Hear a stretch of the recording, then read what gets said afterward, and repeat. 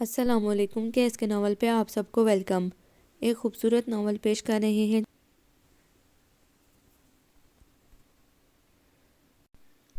چلیے چلتے ہیں ناول کی جانب۔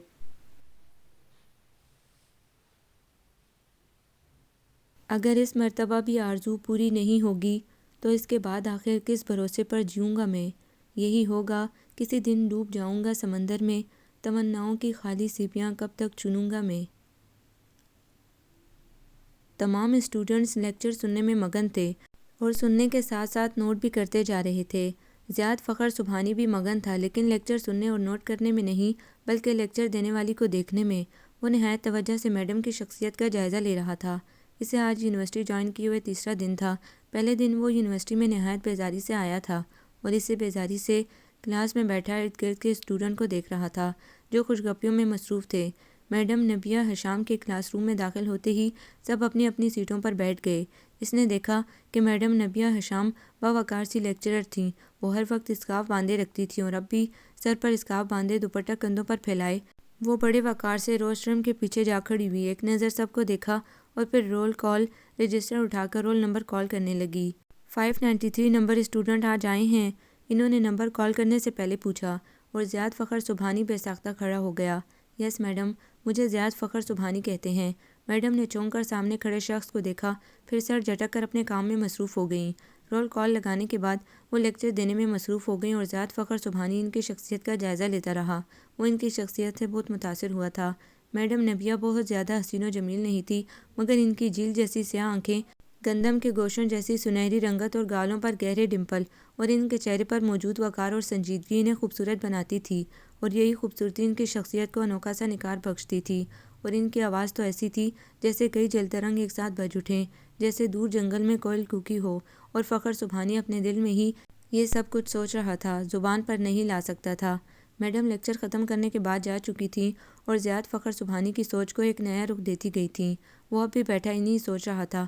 ان کی شخصیت کا ہر روز ایک نیا پہلو اس کے سامنے آتا تھا اور ہر پہلو اسے پہلے سے زیادہ متاثر کر رہا تھا۔ وہ روزانہ ایسے ہی سوچتا گیا اور ان کی شخصیت کے سحر میں ڈوبتا گیا۔ اوپر کھڑا شخص نہایت نفرت و حقارت سے اس کی طرف دیکھ رہا تھا، مگر وہ پھر بھی اس تک پہنچنا چاہتی تھی۔ اسے ایسا لگ رہا تھا جیسے یہ چند سیڑھیوں کا فاصلہ صدیوں پر محیط ہو۔ وہ پہلی سیڑھی پر قدم رکھتی، پھر پیچھے ہٹا لیتی اور کبھی اوپر کھڑے شخص کو دیکھ لیتی۔ یا خدا، آخر مجھے کیا ہو گیا ہے؟ میں کیوں خود میں اتنی ہمت نہیں پا رہی؟ میں اتنی بزدل تو کبھی بھی نہیں رہی، پھر اب مجھے کیا ہو گیا ہے؟ میں اس کے روبرو ہونا چاہتی ہوں اور یہ دیکھنا چاہتی ہوں کہ اس کی آنکھوں میں نفرت و حقارت کی تحریر کے پیچھے اور کون سی تحریر پنہا ہے، اور مجھے دیکھ کر شاید تحریر کے الفاظ تو نہیں البتہ انداز بدل جائیں۔ سیڑھی پر پہلا قدم رکھنے سے پہلے وہ کچھ ڈری جھجکی، مگر قدم پیچھے نہیں ہٹایا، کیونکہ وہ یہ بات اچھی طرح جانتی تھی کہ صرف پہلا قدم ہی دشوار ہوتا ہے، اور اس نے پہلا قدم سیڑھی پر رکھ دیا۔ ثانیہ پلیز میری بات تو سنو۔ شامی کب سے اس کی منتیں کر رہا تھا، مگر ثانیہ نخرے دکھا رہی تھی۔ نہیں، اب میں تمہاری بات ہرگز نہیں سنوں گی، نہایت جھوٹے ہو تم۔ مجھے کہا کہ میں رات کو 10 بجے فون کروں گا اور میں 9:30 بجے سے لے کر 12:30 بجے تک مسلسل فون کے پاس بیٹھی رہی اور انتظار میں پگھلتی رہی اور تم مزے سے خواب خرگوش کے مزے لیتے رہے۔ دوسری دفعہ ایسا ہوا ہے، پہلے تو میں نے معاف کر دیا تھا، مگر اب ہرگز معاف نہیں کروں گی اور نہ ہی کبھی تم سے بات کروں گی۔ وہ اپنی بات ختم کر کے لمبے لمبے ڈگ بھرتی کینٹین سے نکل گئی اور شامی سے دور تک جاتا دیکھتا رہا۔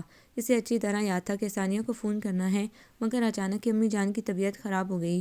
بابا جانی گھر پر نہیں تھے، صرف وہ اور امی جان تھے، اور امی جان کے تو ذرا سوئی بھی چبھ جاتی شامی کی جان پر بن جاتی تھی۔ امی کا بی پی ہائی ہو گیا تھا اور شامی جلدی سے امی کو اسپتال لے گیا۔ اسپتال سے واپسی پر اس نے امی کے کمرے میں بیٹھ کر ہی کھانا کھایا اور کافی دیر ان کے پاس بیٹھ کر ادھر ادھر کی باتیں کرتا رہا تاکہ امی تنہائی میں پھر سے گھبرا نہ جائیں۔ جب تک بابا جانی نہیں آ گئے وہ ان کے پاس ہی رہا۔ تقریباً 12 بجے بابا جانی کی آمد ہوئی۔ اس کے بعد ہی وہ اپنے کمرے میں آیا۔ سونے سے پہلے تمام دن کی رویداد سوچنا اس کی عادت تھی اور بیڈ پر لیٹتے ہی اسے سب سے پہلا خیال ثانیہ کے بارے میں آیا۔ او گاڈ! وہ جلدی سے اٹھ کر بیٹھ گیا۔ گھڑی پر نظر ڈالی تو 1:15 ہونے والا تھا۔ اب کیا ہوگا؟ مجھے پہلے خیال کیوں نہیں آیا؟ ثانیہ تو شدید ناراض ہو جائے گی۔ آج تو میں نے خود اس سے وعدہ کیا تھا کہ میں اسے فون کروں گا اور میں خود ہی بھول گیا۔ ثانیہ نے اسے گھر پر انوائٹ کیا تھا اور اسی شام اچانک ہی مسقط سے ماموں آ گئے۔ وہ اتنی دور سے آئے تھے، امی بابا جانی گھر پر نہیں تھے، اسی لیے شامی کو ہی انہیں کمپنی دینا پڑی۔ شامی نے فون پر ثانیہ سے معذرت کر لی۔ وہ فون پر تو کچھ نہیں بولی تھی، البتہ دوسرے دن شامی سے شدید ناراض تھی، لیکن شامی کی مجبوری سن کر آدھی ناراضگی ختم کر دی، یعنی کہ اس کے ساتھ کینٹین تو چلی گئی مگر اس کے ساتھ کوئی بات نہیں کی تھی، لیکن فی الحال شامی کے لیے یہی کافی تھا۔ مگر آج تو وہ شدید ناراض تھی۔ اس کا کہنا تھا کہ شامی، تم تو مجھے ابھی سے نظر انداز کرتے ہو، آگے جا کے تمہارا کیا حال ہوگا؟ اور یہ فکرہ سن کر شامی کی رگ ظرافت بھڑک اٹھی۔ وہ محسوس ہوتے ہوئے بولا، آگے تم کس مستقبل کی بات کر رہی ہو؟ مگر ثانیہ پہلے ہی جلی بیٹھی تھی، جل کر بولی، جہنم کے مستقبل کی۔ خدا نہ کرے، ہمارا مستقبل انشاءاللہ جنت ہوگا، اور ہم اس جنت کو اپنی محبت اور چاہت کے موتیوں سے سجائیں گے۔ شامی نے اس کے برہم ہوتے چہرے کو دیکھ کر کہا۔ ثانیہ کے چہرے پر سرخی سی دوڑ گئی، مگر دوسرے ہی پل وہ کٹھور بن گئی۔ شامی اس کی ہزار منتیں کرتا رہا، مگر ثانیہ نے بھی اسے تنگ کرنے کا پختہ ارادہ کر لیا تھا۔ نبیہ نہایت الجھے ہوئے انداز میں صوفے پر بیٹھی ہوئی تھی۔ عائزہ نے دیکھا، محسوس کیا اور اس کے قریب بیٹھتے ہوئے بولی، کیا بات ہے بیا، تمہیں کوئی پریشانی ہے کیا؟ ہاں، نہیں تو مجھے بھلا کیا پریشانی ہو سکتی ہے؟ وہ اعتراف کرتے کرتے ٹال گئی۔ اور عائزہ تو اس کی بچپن کی دوست تھی، اس کی رگ رگ سے واقف تھی۔ وہ اعتراف بھی کر رہی ہو اور انکار بھی، اس کا مطلب ہے کہ کوئی پریشانی ضرور ہے۔ حاجی زیاد فخر سبحانی کو جانتی ہو؟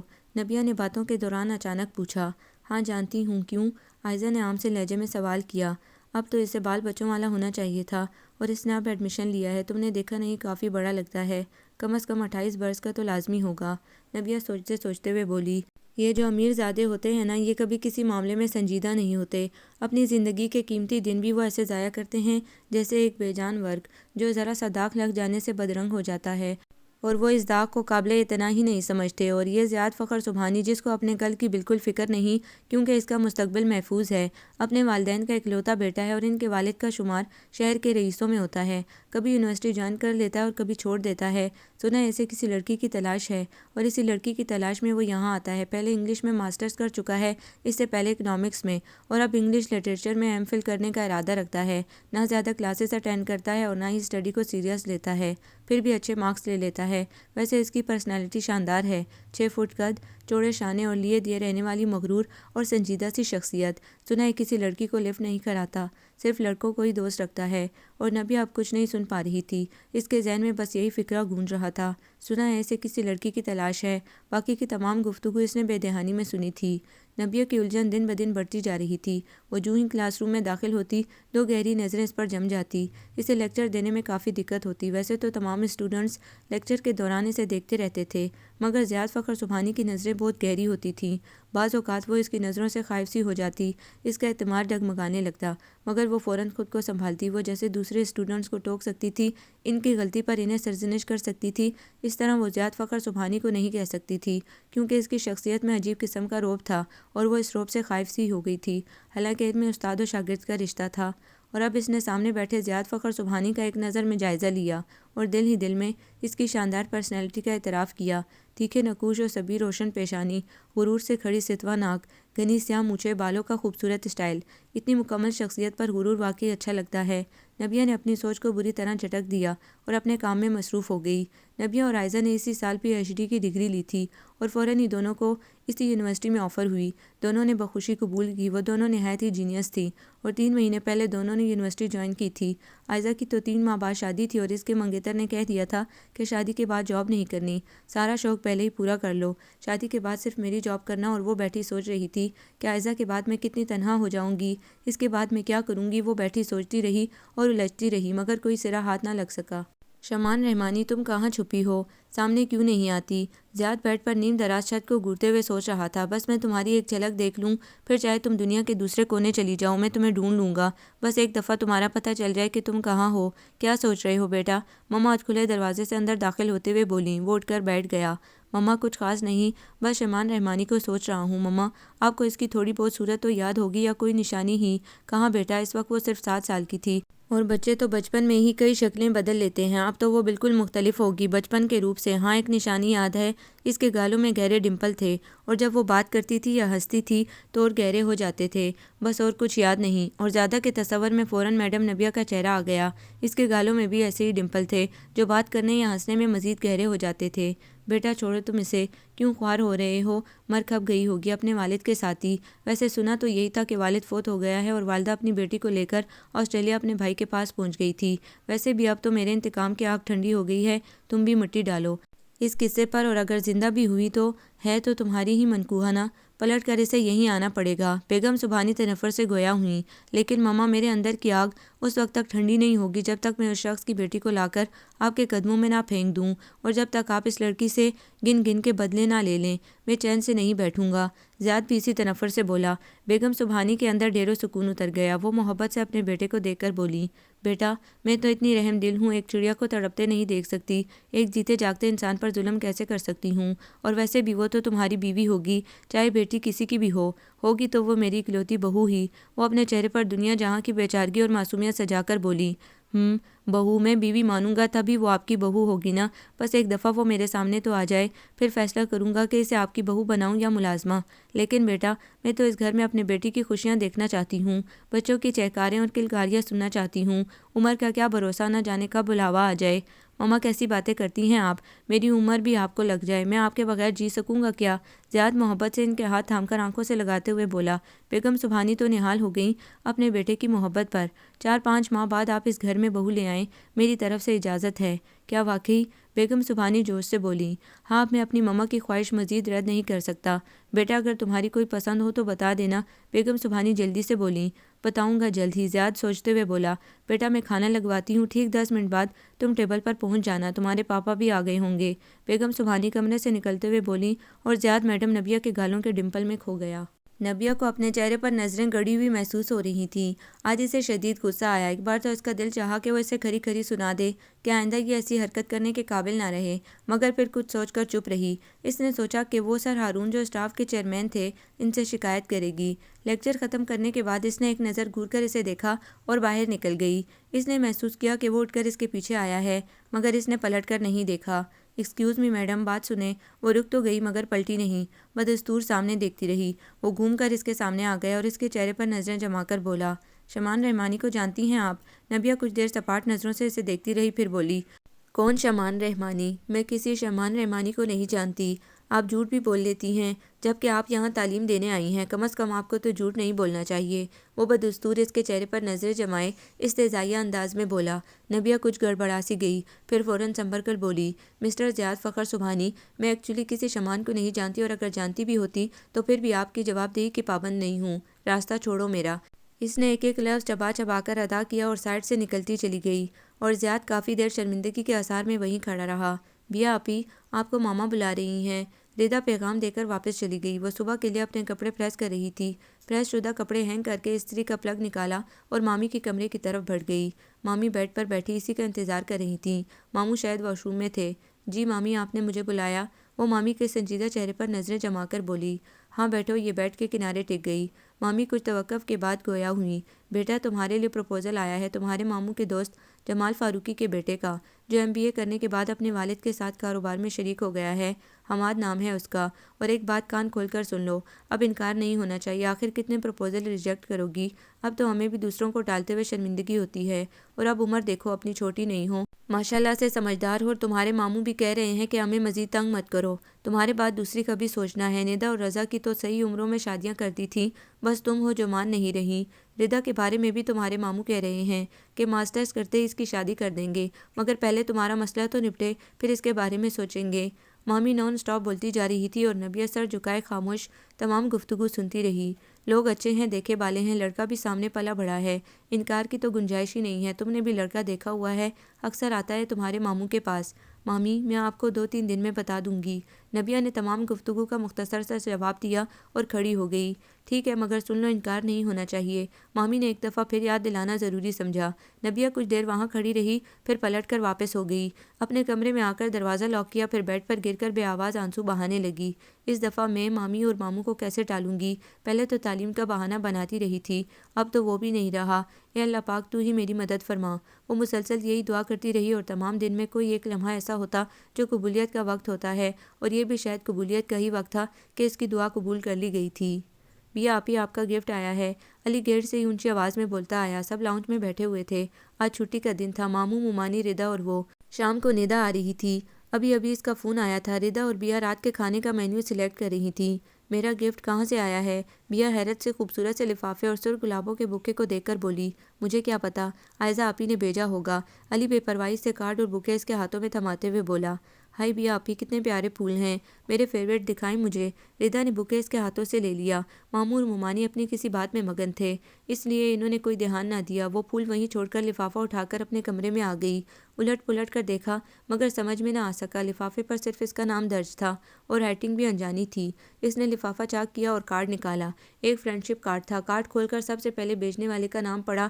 نام پڑھتے ہی اس کے اندر غصے کی شدید لہر اٹھی اور سویٹ نبیہ پڑھ کر اس نے کارڈ کے 2 ٹکڑے کر دیے اور ڈسٹ بن میں پھینکنے لگی۔ پھر کچھ سوچ کر اپنے پرس میں رکھ لیے۔ سارا دن سخت غصے میں رہی، اسے کسی پل چین نہیں تھا۔ اس نے سارا دن اور رات پتہ نہیں کس طرح کاٹی۔ دوسرے دن یونیورسٹی جاتے ہی سب سے پہلے اس نے زیاد کو اپنے پاس بلایا۔ وہ چیئرمین روم میں اس وقت اکیلی تھی اور کوئی نہیں تھا۔ تھوڑی دیر بعد زیاد اندر داخل ہوا، وہ اسے دیکھ کر کھڑی ہو گئی۔ نبیہ جتنے غصے میں تھی، زیاد اتنا ہی پرسکون اور سنجیدہ تھا۔ وہ خاموشی سے قدم اٹھاتا اس سے ذرا فاصلے پر آ ٹھہرا۔ جی میڈم آپ نے مجھے بلایا؟ اس نے ٹیبل پر پڑا لفافہ اٹھایا اور اس کی جانب بڑھاتے ہوئے بولی، مسٹر زیاد آج میں آپ کو معاف کر رہی ہوں، اگر آئندہ ایسی حرکت ہوئی تو بہت برا ہوگا، انڈرسٹینڈ؟ زیاد نے ہاتھ نہیں بڑھایا، خاموشی سے اسے دیکھتا رہا۔ آئی ایم سوری میڈم، میں دی ہوئی چیز واپس نہیں لیتا، اور پھول پسند آ گئے تھے یا لانا بھول گئی ہیں؟ ویسے ضرور پسند آئے ہوں گے کیونکہ پھولوں میں آپ کو میرے خلوص اور محبت کی خوشبو آ گئی ہوگی۔ پھول قبول کرنے کا شکریہ۔ وہ اپنی بات کہہ کر رکا نہیں، فوراً کمرے سے نکل گیا اور نبیہ خجالت سے سرخ چہرہ لیے کرسی پر گرنے کے سے انداز میں بیٹھ گئی اور سر دونوں ہاتھوں میں تھام لیا۔ اپنی عقل پہ ماتم کرنے کو دل چاہا، کل غصے میں اسے پھولوں کا یاد ہی نہیں رہا تھا۔ حالانکہ ردا نے بکے کرسٹل کے پیس میں پانی ڈال کر لاؤنج میں رکھے ٹی وی اسٹینڈ پر رکھ دیا تھا اور اس نے 2-1 دفعہ دیکھا بھی تھا، مگر پتہ نہیں کیوں بھول گئی، اور وہ جو شرمندگی دلانے چلی تھی خود شرمندہ ہو گئی تھی۔ جس اسٹوڈنٹ نے کل پورا لیکچر نوٹ کیا ہو وہ اپنی ڈائری مجھے دے، نبیہ نے اپنا لیکچر ختم کرنے کے بعد تمام اسٹوڈنٹس کو مخاطب کر کے کہا۔ اس سے پہلے کہ کوئی اور کھڑا ہوتا، زیاد اپنی سیٹ سے اٹھا اور ڈائری کھول کر اس کے ہاتھ میں دے دی۔ نبیہ نے کچھ ناگواری سے ڈائری اس کے ہاتھ سے لے لی، کیونکہ وہ کم ہی لیکچر نوٹ کرتا تھا۔ ڈائری پر نظر پڑتے ہی اس نے ہونٹ بھینچ لیے۔ پہلے صفحے پر لکھا تھا، فار بیا سویٹ میڈم، جس سے آشنا بناؤں تیرا عکس اس میں پاؤں، تیرے حسن بے جہت پہ میرا اختیار کیا ہے۔ اس کے بعد لیکچر کے پوائنٹس تھے۔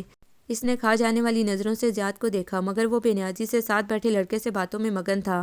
زین آپ اپنی ڈائری دیں اور یہ انہیں واپس کر دیں۔ نبیہ نے زین کو پکارا جو کلاس کا سب سے ذہین اسٹوڈنٹ تھا۔ کیا ہوا میڈم؟ میری ڈائری میں بھی پورا لیکچر نوٹ کیا ہوا ہے، زیاد چونک کر سنجیدگی سے بولا، مگر اس کی آنکھوں میں شرارت صاف واضح تھی۔ نبیہ غصے سے دانت پیس کر رہ گئی۔ اس نے سختی سے ہونٹ بھینچ کر خود کو کچھ بھی کہنے سے روکا۔ بڑی کلاس میں وہ ایسی کوئی بات نہیں کرنا چاہتی تھی جس سے اس کی ذات پر حرف آتا، ورنہ دل تو چاہ رہا تھا اسے ایسی کھری کھری سنائے کہ وہ آئندہ ایسی حرکت کرنے سے توبہ کر لے۔ زیاد کی دیوانگی دن بدن بڑھتی چلی جا رہی تھی۔ اب تو اکثر لوگ محسوس کرنے لگے تھے عائزہ کی ڈیٹ فکس ہو چکی تھی، اس لیے اس نے ریزائن دے دیا تھا۔ نبیہ اب اکیلی رہ گئی تھی، کیونکہ عائزہ کے علاوہ اس نے کسی سے زیادہ میل جول نہیں بڑھایا تھا۔ حالانکہ اسے اس یونیورسٹی میں آئے 6 سال ہو چکے تھے۔ الیگ تو کئی لوگوں سے رکھی تھی، مگر دوست انہوں نے کسی کو نہیں بنایا تھا۔ عائزہ کا کہنا تھا، اگر ہماری محبت میں کوئی تیسرا فریق آ گیا تو مجھ سے بالکل برداشت نہیں ہوگا، میں چاہتی ہوں کہ تم صرف مجھ سے محبت کرو اور میں تم سے بس۔ حالانکہ کئی لوگ ان کی طرف بڑھے بھی، مگر عائزہ ہیلو ہائی سے زیادہ نہ خود بڑھتی نہ اسے بڑھنے دیتی۔ عائزہ روز رات کو اسے فون کرتی تھی اور خود نبیہ بھی دوسرے تیسرے دن اس کے پاس چلی جاتی تھی، اور کئی دفعہ اس کا دل چاہا کہ وہ زیاد کے بارے میں اسے بتا دے، مگر پھر چپ ہو جاتی۔ زیاد جتنا اس سے فری ہونے کی کوشش کر رہا تھا، نبیہ اتنی ہی سردمہری دکھا رہی تھی، مگر آج نبیہ خود عائزہ کو سب کچھ بتا گئی۔ عائزہ تمام گفتگو خاموشی سے سنتی رہی۔ جب نبیہ خاموش ہوئی تو وہ بولی، ویسے ایک بات ہے بیا، اگر سنجیدگی سے سوچا جائے تو ہے بڑا ڈیسنٹ قسم کا بندہ، خوبصورت بھی ہے، اکلوتا بھی، امیر بھی، اور سب سے بڑی بات کہ وہ خود تمہاری طرف بڑھ رہا ہے، اور تم نے بتایا ہے کہ مامی اور ماموں تمہاری شادی پر زور دے رہے ہیں، اور میرے خیال میں پروپوزل بھی آیا ہوا ہے۔ تم چند دن پہلے بتا رہی تھی، لیکن میرا مشورہ یہ ہے کہ اگر زیاد فخر سبحانی تمہیں پروپوز کرے تو انکار نہیں کرنا، اور مجھے یقین ہے کہ وہ تمہیں پروپوز ضرور کرے گا۔ ویسے ہو سکتا ہے جس لڑکی کی اسے تلاش تھی وہ تم میں ہو۔ نبیہ اس کی اس بات پر بری طرح گھبرا گئی، پھر فوراً ہی سنبھل گئی اور ناگواری سے بولی، اپنے فضول مشورے اپنے پاس ہی رکھو، میں اپنی پریشانی تم سے شیئر کرنے آئی تھی، تم کم کرنے کے بجائے مزید اضافہ کر رہی ہو۔ تمہارا کیا خیال ہے جو شخص بھی ایسی بے وقوفی کرے گا میں اس کی پذیرائی کروں گی، مگر ہر آگے بڑھنے والا شخص زیاد فخر سبحانی نہیں ہوگا۔ عائزہ نے قطعیت سے کہہ کر موضوع ہی بدل دیا، اور نبیہ یہ سوچتی رہ گئی کہ واقعی ہر آگے بڑھنے والا شخص زیاد فخر سبحانی ہو بھی نہیں سکتا۔ ہم چھین لیں گے تم سے یہ شان بے نیازی، تم مانگتے پھرو گے اپنا غرور ہم سے۔ نبیہ شیلف کے پاس کھڑی کیس کی شاعری کا مجموعہ کلام ڈھونڈ رہی تھی اور زیاد سامنے کوریڈور میں ستون سے ٹیک لگائے مسلسل نظریں اس پر فوکس کیے کھڑا تھا۔ نبیہ کو اس کی موجودگی بری طرح کھل رہی تھی، مگر وہ اسے یہاں کھڑے ہونے سے روک بھی تو نہیں سکتی تھی، اور جیسے ہی باقی ٹیچرز لائبریری سے نکلے وہ ایک لمحہ ضائع کیے بغیر اس کے مقابل آ کھڑا ہوا۔ کچھ دیر اس کی حرکات و سکنات دیکھتا رہا، مگر جب نبیہ نے اس کی موجودگی کو کوئی اہمیت ہی نہ دی تو اس نے نبیہ کی مطلوبہ کتاب پر اپنا ہاتھ جما دیا۔ نبیہ کے بڑھتے ہاتھ رک گئے اور وہ غصے سے بولی، یہ کیا بدتمیزی ہے، اور جواب میں زیاد نے اس کی آنکھوں میں دیکھ کر شعر کہہ دیا۔ نبیہ نروس سی ہو گئی اور جھنجھلا کر بولی، آخر تم چاہتے کیا ہو؟ آپ اتنی معصوم تو ہرگز نہیں ہیں جو یہ نہ سمجھ سکیں کہ میں کیا چاہتا ہوں، مگر جو تم چاہتے ہو وہ ہرگز نہیں ہو سکتا۔ نبیہ قطعیت سے بولی، کیوں نہیں ہو سکتا؟ کیا برائی ہے مجھ میں؟ کس لحاظ سے میں آپ کے معیار پر پورا نہیں اترتا؟ جہاں بھی آپ کو کمی محسوس ہوتی ہے مجھے ایک دفعہ کہہ کر تو دیکھیں، پورا کا پورا ویسا بن جاؤں گا جیسا آپ چاہتی ہیں۔ زیاد تم کیا کر رہے ہو یہاں؟ سر ضیاء الدین جو نبیہ کے استاد تھے کمرے میں داخل ہوتے ہوئے بولے۔ زیاد بوکھلا گیا، اس کی بات درمیان میں ہی رہ گئی۔ کچھ نہیں سر، بس میں وہ میڈم سے ایک بک کے بارے میں پوچھنا چاہتا ہوں۔ بکلاہٹ میں وہ اٹک اٹک کر بولا اور کوئی معقول بہانہ نہ بنا سکا۔ جب نبیہ نے آپ کی کلاس اٹینڈ کی تھی اس وقت بھی بک کے بارے میں پوچھا جا سکتا تھا، یوں اساتذہ کے پیچھے پیچھے پھرنا بہت عجیب لگتا ہے، آئندہ احتیاط کرنا اور جاؤ اب یہاں سے۔ زیاد نے باہر نکلنے میں ایک سیکنڈ لگایا۔ نبیہ نے سکون کا سانس لیا۔ سر کافی دیر نبیہ کو غور سے دیکھتے رہے۔ نبیہ نے محسوس کیا کہ وہ کچھ کہنا چاہتے ہیں۔ وہ کافی دیر منتظر رہی، مگر انہوں نے کچھ نہیں کہا اور صوفے پر بیٹھ کر میگزین پڑھنے لگے۔ نبیہ سر جھٹک کر کرٹس کی بک نکال کر پڑھنے لگی۔ سر ضیاء الدین بہت پرانے تھے، سب اساتذہ ان کا بہت احترام کرتے تھے، اور نئے پرانے سب اسٹوڈنٹس بھی ان کی بہت عزت اور احترام کرتے تھے۔ کبھی کسی کو ان سے نظر ملا کر بات کرنے کی جرأت نہیں ہوئی تھی، کیونکہ ان کی شخصیت میں بہت رعب و دبدبہ تھا جو مقابل کو خود بخود زیر کر دیتا تھا۔ نبیہ، یہ زیاد سبحانی کون ہے؟ وہ اکیلی بیٹھی ٹی وی لاؤنج میں میگزین کا مطالعہ کر رہی تھی۔ ردا اور علی ماموں کے گھر گئے ہوئے تھے۔ نبیہ سے بھی ساتھ چلنے پر اصرار کیا تھا، مگر اس کا کہیں جانے کا موڈ نہیں تھا۔ ان کے جانے کے بعد وہ لاؤنج میں آ بیٹھی۔ مامی ابھی ابھی سو کر اٹھی تھی، عائزہ خود آ کر انہیں زیاد کے بارے میں بتا کر گئی تھیں۔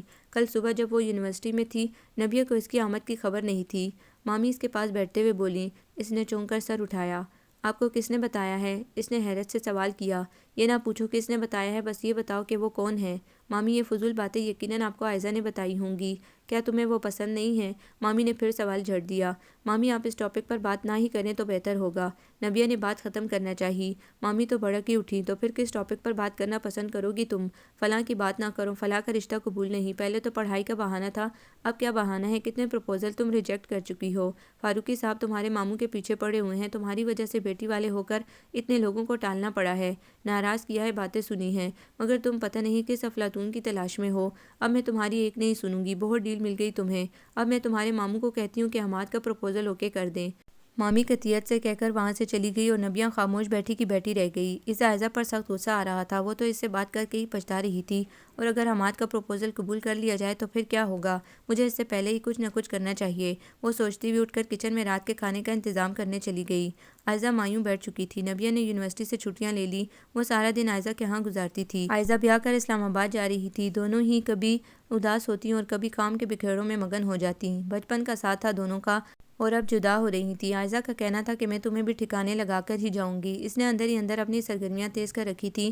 اس نے مامی کو حماد کے پروپوزل کے بارے میں روک دیا تھا، پتہ نہیں کیا کہہ کر۔ نبیہ دن میں کئی بار روتی تھی، ساتھ عائزہ کو بھی رلاتی تھی۔ مجھے لگتا ہے میں نہیں تم رخصت ہو رہی ہو۔ عائزہ اپنے آنسو صاف کرتے ہوئے بولی، مجھے تسلیاں دینے کی بجائے میرے حوصلے توڑ رہی ہو۔ اگر تمہاری یہی حالت رہی تو خدا کی قسم نکاح نہیں پڑھواؤں گی، بارات کو بغیر دلہن کے واپس جانا پڑے گا، عائزہ نے دھمکی دی۔ نبیہ نے فوراً اپنے آنسو صاف کیے اور جلدی سے ہنس دی۔ عائزہ غور سے اس کا چہرہ دیکھ رہی تھی، اتنا کہ نبیہ کو الجھن ہونے لگی۔ بیاہ، تمہیں کون سی پریشانی رلا رہی ہے؟ کیا مجھے بھی نہیں بتاؤ گی؟ عائزہ مسلسل اسے غور سے دیکھتے ہوئے بولی۔ نبیہ گڑبڑا گئی، اسے ایسی کسی بات کی کہاں توقع تھی، فوراً سنبھل کر بولی، بے وقوف لڑکی، تمہاری جدائی میرے لیے کم پریشانی ہے کیا؟ نہیں، میری جدائی تمہیں اتنا نہیں رلا سکتی۔ محبت اپنی جگہ، مگر ایک نہ ایک دن تو یہ ہونا ہی تھا۔ تمہیں واقعی کوئی پریشانی ہے جو تم مجھ سے بھی چھپا رہی ہو؟ اس نے ایک ایک لفظ پر زور دیتے ہوئے کہا۔ خیر اگر تم خود نہیں بتانا چاہتی تو میں تمہیں فورس نہیں کروں گی۔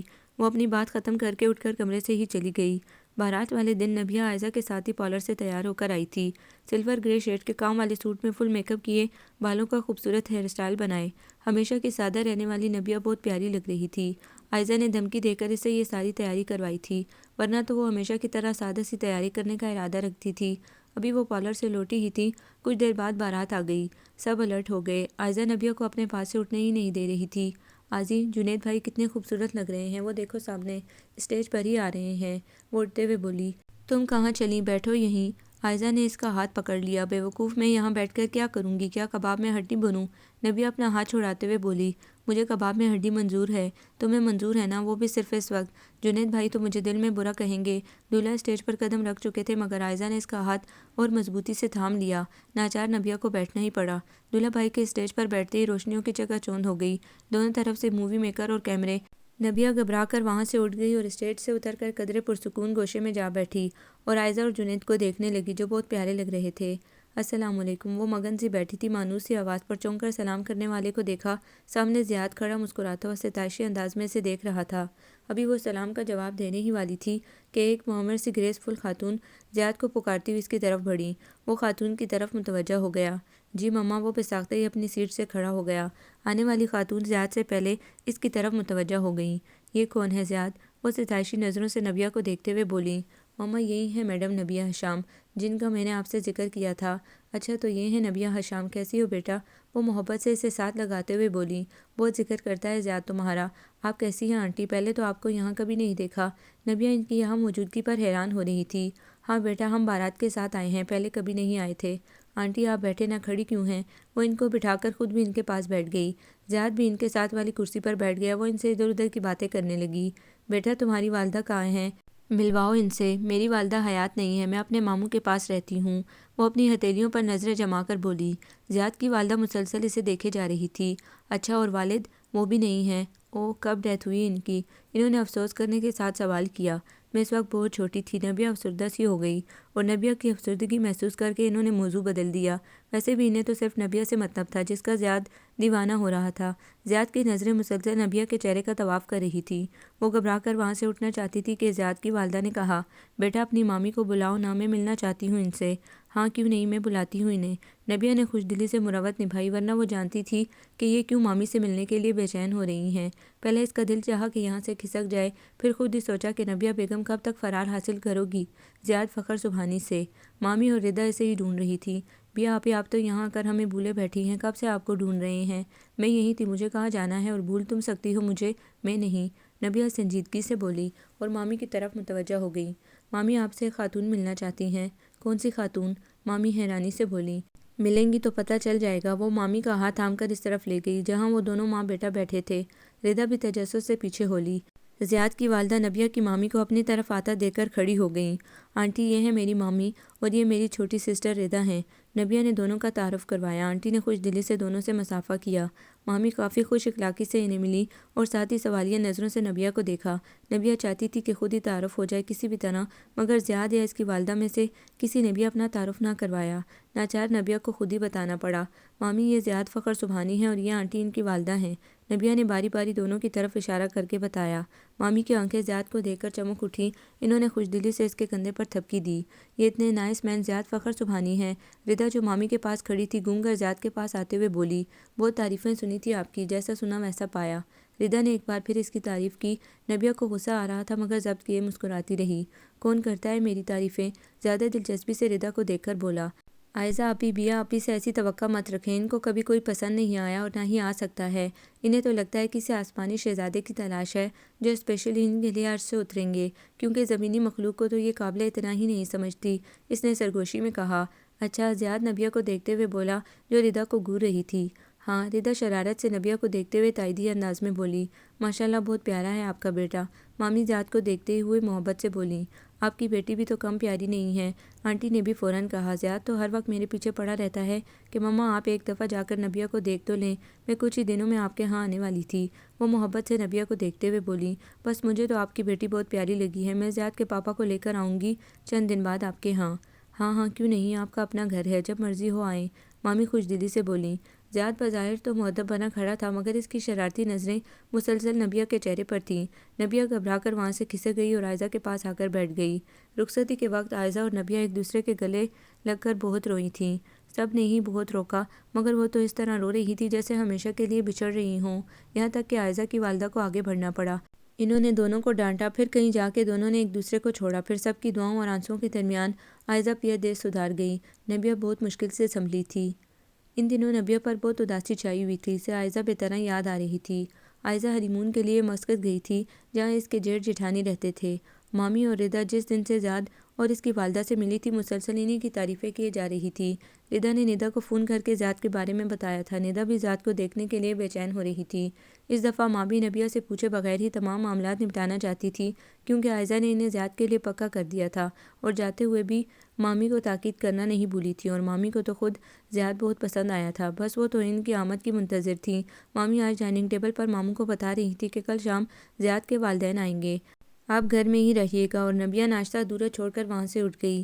یونیورسٹی میں آ کر بھی اس کا کوئی کلاس اٹینڈ کرنے کو جی نہ چاہا اور خاموشی سے جا کر لیونگ روم میں بیٹھ گئی، پھر کچھ سوچ کر باہر آ گئی اور سامنے سے آئے پریویئرس کے اسٹوڈنٹ کو اشارے سے اپنے پاس بلایا اور اسے زیاد کو بلانے کو کہا۔ خود جا کر صوفے پر بیٹھ کر اس کا انتظار کرنے لگی۔ تھوڑی دیر بعد زیاد اندر داخل ہوا، وہ زیاد کو آتا دیکھ کر سیدھی ہو بیٹھی۔ جی میڈم، آپ نے مجھے بلایا؟ ہاں بیٹھو، اس نے صوفے کی جانب اشارہ کیا۔ وہ بیٹھ کر سوالیہ نظروں سے اسے دیکھنے لگا۔ سنا ہے کل آپ کے پیرنٹس آنے والے ہیں ہمارے گھر، نبیہ اسے دیکھتے ہوئے بولی۔ زیاد کی آنکھیں چمکنے لگیں۔ جی بالکل صحیح سنا آپ نے، مگر کیوں آنا چاہتے ہیں وہ؟ انہیں روک دے کسی بھی طرح۔ کیوں میڈم، کیوں روک دوں؟ زیاد بھی جلاہٹ سے بولا۔ تم زیاد فخر سبحانی مجھ سے شادی کر کے بہت پچھتاؤ گے۔ نبیہ نے ایک ایک لفظ پر زور دیا۔ نہیں بیا، میں تم سے شادی کر کے نہیں، نہ کر کے پچھتاؤں گا۔ زیاد نے ایک دم سے سارے تکلفات کی دیواریں گرا دی۔ کیا میری محبت، میرے خلوص پر تمہیں کوئی شک ہے؟ تمہاری بے اعتنائیوں اور گریز کے باوجود میری محبت دن بدن بڑھتی چلی جا رہی ہے۔ میرا تصور ہر وقت تمہاری یادوں سے مہکتا ہے اور مجھے یقین ہے کہ میری محبت کی تپش تمہارا دل ضرور پگھلا دے گی، اور میں یہ بھی یقین سے کہہ سکتا ہوں کہ اس تپش کی آنچ تمہارے دل میں درار ڈال چکی ہے۔ وہ اسے گہری نظروں میں تولتا ہوا بولے گیا۔ ان ساری باتوں سے قطع نظر، میں ایک دفعہ پھر کہتی ہوں کہ تم فضول کی ضد مت کرو ورنہ صرف پچھتاوے ہی رہ جائیں گے۔ نبیہ سنجیدگی سے بولی۔ بیا، میں اپنا سابقہ جملہ پھر نہیں دہراؤں گا۔ ٹھیک ہے، پھر آج کا دن تمہارا ہے مگر آنے والا کل میرا ہوگا، کیونکہ آج فیصلے کا پورا اختیار میں نے تمہارے ہاتھوں میں دیا ہے، کل میرے ہاتھ میں ہوگا۔ تم کہنا کیا چاہتی ہو؟ زیاد اس کی نہ سمجھ آنے والی گفتگو سے الجھ کر بولا۔ جو مجھے کہنا تھا وہ کہہ چکی ہوں، بس اب بات ختم۔ نبیہ نے بات ختم کر کے میگزین اٹھا لیا، یعنی اشارہ تھا کہ اب تم جا سکتے ہو۔ زیاد کچھ دیر بیٹھا اسے دیکھتا رہا، پھر خاموشی سے اٹھ کر چلا گیا۔ زیاد نے اپنی منگنی بہت شاندار طریقے سے کروائی۔ سارا انتظام کلب میں تھا۔ نبیہ جب پارلر سے تیار ہو کر آئی، وہ پہلے سے گیٹ پر موجود تھا۔ نبیہ کو دیکھ کر اس کی آنکھیں چمک اٹھیں، وہ بہت غضب ڈھا رہی تھی۔ زیاد تو نظریں ہٹانا ہی بھول گیا۔ بس کرو یار، جنید زیاد کی محویت دے کر بولا۔ عائزہ ہی نبیہ کو گاڑی میں لے کر گئی تھی جنید کے ساتھ۔ اب اسے اتنا نہ دیکھو کہ بعد میں دیکھنے کا دل ہی نہ کرے، جنید نے شرارت سے کہا۔ کیا تمہارا بھابھی کو دیکھنے کو دل نہیں کرتا اب؟ زیاد نے بھی جواباً شرارت سے کہا۔ یار میری بیوی تو روزانہ ایک نئے روپ میں سامنے آتی ہے اور نیا روپ پہلے سے زیادہ حسین لگتا ہے۔ جنید اسٹیج پر نبیہ کے ساتھ بیٹھی عائزہ کو محبت سے دیکھتے ہوئے بولا۔ تو پھر ادھر کا معاملہ تم سے 100% آگے ہے۔ زیاد نے شرارت سے جنید کو دیکھ کر ایک آنکھ دبائی، جواباً دونوں کا کہکہ فضا میں بکھر گیا۔ تھوڑی دیر بعد زیاد کو اسٹیج پر بلایا گیا۔ وہ ہولے سے نبیہ کے پہلو میں جا بیٹھا اور سرگوشی کے انداز میں بولا۔ کیسی ہو؟ نبیہ خاموش بیٹھی رہی۔ آج ہر دن سے زیادہ اچھی لگ رہی ہو، اور نبیہ بیچاری تو اتنی نروس ہو رہی تھی، اس کی باتوں کے بھلا کیا جواب دیتی۔ اتنی پیاری لگ رہی ہو، اب پچھتا رہا ہوں کہ منگنی کی بجائے ڈائریکٹ شادی کرواتا۔ خیر شادی میں بھی زیادہ عرصہ نہیں ہے، منگنی کا بھی اپنا الگ چام ہے۔ یہ چھپکے کون سی رازداریاں ہو رہی ہیں؟ عائزہ اسٹیج پر چڑھتے ہوئے بولی۔ رازداریاں کسی کو بتانے والی تھوڑی ہوتی ہیں، یہ تو بس دو دلوں کے درمیان ہی رہتی ہیں، وہ پرائیویسی ہی کیا جس میں تیسرا شریک ہو جائے۔ کیوں نبیہ؟ صحیح کہہ رہا ہوں، وہ نبیہ کی طرف جھک کر بولا۔ نبیہ کا سر مزید جھک گیا۔ زیاد کے پاپا نے اسی دن ڈیٹ فکس کروائی۔ مامی اور ماموں کا تو کوئی ارادہ نہیں تھا، مگر انہوں نے اصرار کیا تو ماموں نے بھی حامی بھر لی۔ اس طرح منگنی سے ٹھیک 2 ماہ بعد یعنی اپریل کا مہینہ مقرر کر دیا گیا۔ نبیہ کو آج کلاس روم میں جاتے ہوئے عجیب سی گھبراہٹ ہو رہی تھی۔ وہ کافی دیر کوریڈور میں کھڑی خود کو کمپوز کرتی رہی، پھر کلاس روم کی طرف بڑھ گئی۔ اس کے کلاس میں داخل ہوتے ہی سب اسٹوڈنٹس اس کی جانب متوجہ ہو گئے۔ وہ زیاد کی طرف دیکھنے سے گریز کر رہی تھی جو سامنے کی سیٹ پر براجمان تھا۔ میڈم، سنا ہے آپ کی منگنی ہو گئی ہے؟ چند ایک اسٹوڈنٹ نے سوال کیا۔ نبیہ خاموش رہی۔ میڈم، کس سے ہوئی ہے آپ کی منگنی؟ سبرینا نے سوال کیا۔ آپ کو کس نے بتایا ہے منگنی کے بارے میں؟ اس نے سبرینا سے پوچھا۔ بس پتہ چل گیا۔ وہ زیاد کا نام لیتے لیتے رہ گئی۔ تو پھر یہ بھی پتہ چل گیا ہوگا کہ کس سے ہوئی ہے۔ آہستہ آہستہ وہ ریلیکس ہوتی جا رہی تھی۔ میڈم، منگنی کی ٹریٹ آپ دیں گی یا آپ کے فیونسی دیں گے؟ زین کیوں پیچھے رہتا، جو زیاد کے پاس ہی بیٹھا تھا، شرارت سے دونوں کو دیکھتے ہوئے بولا۔ بس ختم کرو، یہ ٹاپک پڑھنا نہیں ہے کچھ، ایگزامز نزدیک آ رہے ہیں۔ نبیہ نے روب ڈالنا چاہا۔ ہائے میڈم، آپ کو اپنی منگنی کی ذرا خوشی نہیں ہوئی؟ افشین حیرت سے آنکھیں پھیلا کر بولی۔ اچھا بتاؤ کیا کھاؤ گے؟ نبیہ نے ہتھیار ڈال دیے۔ مگر ایک بات کان کھول کر سن لو سب کے سب، ٹریٹ میری طرف سے ہوگی اور بل کی پیمنٹ آپ کو جس نے بتایا ہے وہ کریں گے۔ جو کچھ کھانا چاہتے ہو بتا دو، میری طرف سے کھلی دعوت ہے۔ وہ شرارت سے زیاد کو دیکھ کر بظاہر سنجیدگی سے بولی۔ سب زیاد کے سر ہو گئے اور وہ خاموشی سے وہاں سے کھسک گئی۔ زیاد جو نبیہ کو پھنسانے کا ارادہ رکھتا تھا خود پھنس گیا۔ شروع کے 1-2 دن زیاد پھیلنے لگا تھا۔ زمینی قسم کے فکرے، زمینی نظریں۔ نبیہ نے فون کر کے درخواست کی، کم از کم آپ کو اس طرح نہیں کرنا چاہیے، کچھ تو خیال کریں، میں وہاں استاد کی حیثیت سے جاتی ہوں، اسٹوڈنٹس پر برا اثر پڑتا ہے، اور ویسے بھی آپ کو ایسی حرکتیں زیب نہیں دیتی، آخر کو آپ میرے اسٹوڈنٹ ہو۔ اس دن کے بعد زیاد قدرے محتاط ہو گیا تھا، بلکہ اکثر غیر حاضر ہی رہتا تھا۔ نبیہ نے سکون کا سانس لیا۔ Are you all right? Ziyad Nabeeha کا ہاتھ تھام کر شرارت سے بولا۔ نبیہ کا سارا اعتماد پتہ نہیں کہاں چلا گیا تھا۔ زیاد کے کمرے میں داخل ہوتے اس کے دل کی دھڑکنیں اپنی رفتار پر نہیں رہی تھیں، اور اب تو وہ اس سے کچھ فاصلے پر بیٹھا مسلسل دیکھنے کے ساتھ ساتھ پتہ نہیں کیا کچھ کہتا جا رہا تھا۔ نبیہ کے ہاتھ پاؤں کانپنے لگے۔ زیاد نے نبیہ کا کانپتا ہوا ہاتھ نرمی سے تھام لیا۔ آپ کے آنے سے پہلے بالکل ٹھیک تھی، اب نہیں ہوں، نبیہ کانپتی ہوئی آواز میں بولی۔ اب کیا ہوا ہے؟ زیاد جھک کر اس کی آنکھوں میں دیکھتے ہوئے شرارت سے بولا۔ اتنی آؤٹ لینگویج یوز کر رہے ہیں اور پوچھ رہے ہیں کہ کیا ہوا ہے؟ نبیہ بدستور نظریں جھکائے بولی۔ میڈم، آپ اتنی ذہین ہیں، میرے ایک سوال کا جواب دیں گی؟ وہ فوراً ہی مؤدب لہجہ بنا کر بولا۔ کیا کبھی آپ نے استاد کو شاگرد سے ڈرتے اور پزل ہوتے دیکھا ہے؟ میں نے تو آج تک نہ کبھی پڑھا ہے، نہ سنا ہے، اور نہ ہی دیکھا ہے۔ اب دیکھ رہا ہوں تو بہت عجیب سا لگ رہا ہے۔ وہ مصنوعی سنجیدگی سے بولا۔ ویسے مجھے بہت اچھا لگ رہا ہے کہ میری استاد مجھ سے ہی گھبرا رہی ہے، اور آپ کا کہنا ہے کہ میں آؤٹ لینگویج یوز کر رہا ہوں تو ڈیئر میڈم، آپ دلہن بنی اتنی حسین لگ رہی ہیں، کون کافر ہوگا جو خود پر کنٹرول رکھے گا؟ نہ آپ اتنی حشر سامانیاں کرتی اور نہ ہی میں آؤٹ ہوتا، اور ابھی میں آؤٹ ہوا ہی کہاں ہوں؟ ابھی تک تو میں آپ کو استاد ہی سمجھ رہا ہوں، اور 1 سیکنڈ پہلے ہی میرے دل نے مجھے بتایا ہے کہ یہ سامنے بیٹھی حسین عورت تمہاری بیوی ہے، اور اب میں محسوس کرنا چاہوں گا کہ یہ حسین عورت واقعی میری بیوی ہے۔ وہ شرارت سے بولتا ہوا کچھ اور نزدیک ہو گیا۔ نبیہ سے سانس لینا دوبھر ہو گیا۔ ذرا پیچھے ہو کر بیٹھیں، استاد کے پاس بیٹھنے کی تمیز نہیں آپ کو؟ نبیہ کا ازلی اعتماد اٹھ کر آیا۔ وہ اسے ہاتھوں سے پیچھے دھکیلتے ہوئے بولی۔ استاد نے کبھی تمیز سکھائی ہی نہیں تھی، اور جو تھوڑی بہت پہلے سے سیکھی ہوئی تھی سب بھول چکی ہے۔ اب تو صرف اتنا یاد ہے کہ اپنی بیوی سے پیار کس طرح کرنا ہے، اپنی بیوی کو رہنمائی میں کیا دینا ہے، اپنی بیوی کے ناز کیسے اٹھانے ہیں۔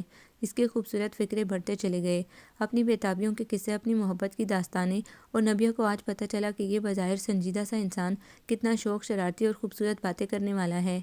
بیگم سبحانی نبیہ سے بہت پیار کرنے لگیں۔ وہ نبیہ کو دیکھ دیکھ کر نہال ہوتی تھیں۔ ایک ہی تو بیٹا تھا، اسی لیے سارے چاہو اسی پر تو پورے کرنے تھے۔ نبیہ بھی ان کا بہت احترام کرتی تھی۔ سبحانی صاحب تو ویسے ہی بہت اچھے اور نائس انسان تھے، ہر ایک سے محبت سے پیش آتے تھے، اور یہاں معاملہ ان کی بہو کا تھا۔ جب بھی نبیہ انہیں سلام کرتی، ڈھیروں دعائیں دے ڈالتے، اور زیاد تو تھا ہی اس کا دیوانہ۔ نبیہ کو دیکھتے ہی ایسے جوش میں آتا جیسے پہلی دفعہ دیکھ رہا ہو۔ نبیہ بھی اس کی محبت اور دیوانگی کی عادی ہو گئی۔ ایک دن زیاد اپنے بچپن کے قصے سنا رہا تھا، روانی میں وہ اپنا بچپن والا نکاح بھی بتا گیا، پھر شاید فوراً ہی اسے اپنی غلطی کا احساس ہو گیا، فوراً وضاحتیں دینے لگا۔ نبیہ اس کی ہر بات نہایت غور سے سن رہی تھی۔ بیا، پہلی اور آخری محبت صرف تم ہو، میں نے تو شمان رحمانی کو دیکھا بھی نہیں ہے، اور ویسے بھی مما نے شمان کے والد سے انتقام لینے کے لیے یہ سب کچھ کیا تھا۔ اس کے والد تو سنا ہے فوت ہو چکے ہیں، مگر والدہ اپنی بیٹی کو لے کر پتہ نہیں کہاں جا چھپی۔ میں نے کہاں کہاں سے تلاش نہیں کیا، مگر وہ ماں بیٹی تو ایسے لگتا ہے جیسے دنیا میں ہے ہی نہیں۔ حالانکہ 4-5 سال پہلے کسی نے مما کو بتایا تھا کہ شمان رحمانی اپنی والدہ کے ساتھ اسی شہر میں رہتی ہیں۔ مما نے بھی ہر وہ جگہ جہاں ان کی ہلکی سی بھی شناسائی تھی پتہ کروایا، مگر وہ کہیں نہیں ملی۔ خیر، کوشش تو میری جاری ہے، اگر وہ لڑکی مجھے کہیں مل جائے تو میں اسے تمہاری ملازمہ خاص بنا دوں گا، تم ملکہ عالیہ بننا، اسے حکم جاری کرنا، بلکہ ہمارے بچے بھی وہی پالے گی۔ پہلے تو میں نے سوچا تھا کہ وہ مجھے ملی تو فوراً اسے طلاق دے دوں گا، مگر اب سزا میں کچھ ترمیم ہو چکی ہے، اب میں نے کچھ اور سوچ لیا ہے۔ ابھی میں نے اسے دیکھا بھی نہیں ہے تو مجھے اس سے اتنی نفرت محسوس ہوتی ہے، اور اگر کبھی اسے اپنے روبرو دیکھ لوں تو پتہ نہیں اس کا کیا حشر کروں۔ بس وہ ایک دفعہ مجھے مل جائے، پھر چاہے پاتال میں بھی جا چھپے، پھر بھی مجھ سے نہیں بچ سکے گی۔ زیاد کے روم روم سے اندیکھی شمان رحمانی کے لیے نفرت و حقارت چھلک رہی تھی۔ بیا کو ایک دم سے وہ بہت خوفناک لگا۔ وہ غور سے زیاد کو دیکھتے ہوئے بولی، آپ کو اس لڑکی سے اتنی نفرت کیوں ہے؟ اور مما اس کے والد سے کون سا انتقام لینا چاہتی ہیں؟ جانتی ہو بیا، اس کے والد نے مما پر کتنا رقیق الزام لگایا تھا۔ مما بھی ان میرڈ تھی۔ مما کی منگنی اس کے والد سے بچپن میں ہی ہو چکی تھی۔ اس کے والد کو اپنی ایک کلاس فیلو پسند آ گئی۔ مما بتاتی ہے ہمارے خاندان میں بچپن سے ہی منگنیاں طے کر دی جاتی تھی۔